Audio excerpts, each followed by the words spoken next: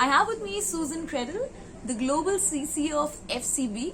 Hi Susan. Hello. And it's exactly 3 years later that I'm talking to you at the same yacht. It's crazy. It's nice to be back. So tell me, Susan, what are your big bets at Cannes this year? I think that we have a lot of great work, and I hate to pick one of the babies out of all of them, but I would say, as I look at the work over and over again, one that keeps resonating is dyslexic thinking as a skill set on LinkedIn for Virgin, which is Richard Branson's company. Sir Richard has dyslexia, so he really wanted to destigmatize it, and I think it's such a simple idea that is so powerful. And I also like it because it just shows that we're in the business of creative thinking, not just what we call traditional advertising or even digital advertising. It's like, how do you creatively solve a problem or push a conversation forward? So I love that a lot. McEnroe versus McEnroe I love because it is crazy ambitious to do what they did. And that we almost lost a lot of lives because they were all terrified about, when you're leaning into technology that's never been done before.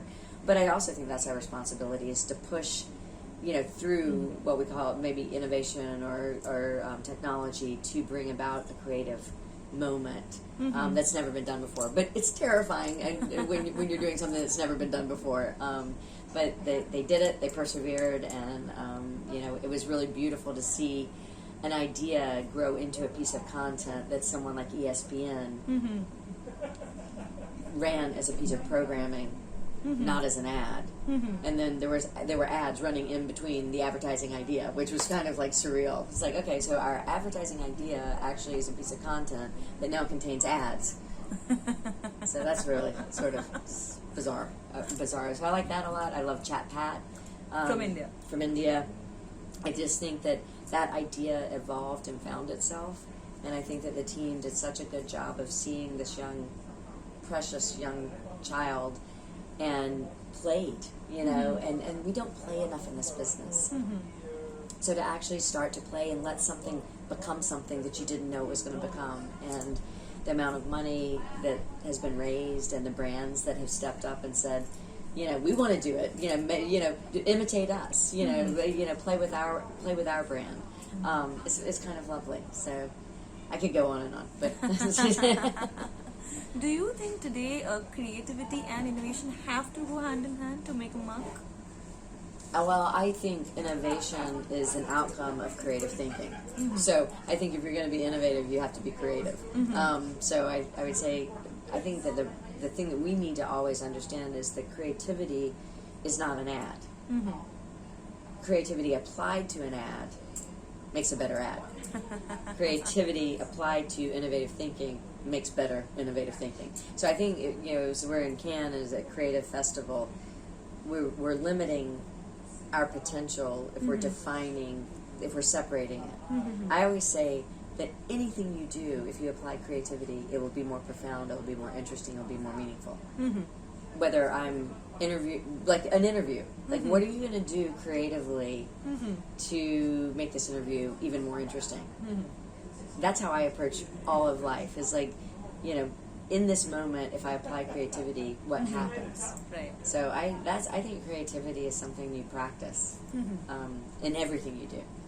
Nice. Like even all our little tchotchkes, that's creative. Jackie's getting creative over there. Or demanding. It's like, how are you creatively going to interrupt this interview? Give me a moment. Okay, and just one last question. Yeah. What are the big trends you're seeing at Cannes Lions this year? Well, it's funny. Yesterday I went up to accept an award for a friend of mine who was in Las Vegas and had no idea that he was going to win gold. Okay. And he won it for a funeral home it was a hilarious idea. He lives in Charlotte, North Carolina, but back when we were trying to get people to get vaxxed, he actually had a funeral truck, not just a truck advertising for a funeral home that said "Don't get vaxxed." Yeah. And so I went up and accepted the award. So everybody thought I wrote that ad, which was hilarious. So for a half a second, I was like, "Yeah, I'm hilarious." But I had several people come up to me and say, "Thank you so much. It was so funny. We laughed. We had a good time. We will never forget that work." And we need more. That's not the trend. The trend is very heavy-handed. Save the world. Everything's gone wrong. We've got to reverse what we're doing, and that's. I'm not dismissing it, but that trend, I'm starting to feel a little bit of fatigue. And let's have fun. Let's put some comedy in the world. Let's lift the world up with some positivity versus everything is gloomy and heavy and hard, and everybody's gonna die, and maybe we will. Someday. As Maurice Sendak said, nobody's getting out of here alive. But I think we need to lighten up, and I think we need to get back to the business of the business. And it's okay to sell things. It's all right. Save the world, but sell some things.